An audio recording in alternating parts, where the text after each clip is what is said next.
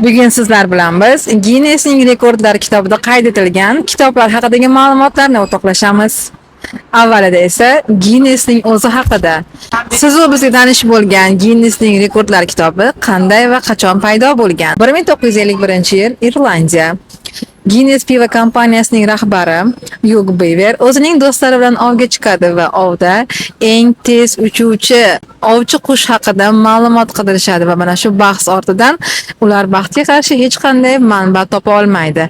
Bu esa Hugh Beaverda dunyodagi eng bo'lgan narsalarning barchasini nega bir kitobga jamlab bo'lmaydi degan g'oyani beradi.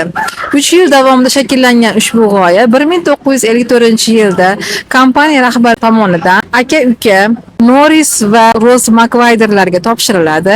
13,5 hafta davomida esa ular dunyodagi mana shunday ma'lumotlarni dam olish kunlarisiz, bayramlarsiz ishlab bir joyga jamlashadi va Guinness kompaniyasining brendini reklama qilish sifatida mana shu kitob birinchi marta chop etiladi. Birinchi nusxasi 50 ming donadan chop etilgan ushbu kitob muvaffaqiyatga uchraydi va bugungi kunda Guinnessning rekordlar kitobi dunyoda eng tez sotiladigan va eng ko'p o'g'irlanadigan kitoblar qatoriga kiradi. Keyingi sonlarda biz siz bilan Guinnessning rekordlar kitobini birga varaqlaymiz va kitobga oid ma'lumotlarni birgalikda o'rganamiz. Buning uchun esa bizni kuzatib boring.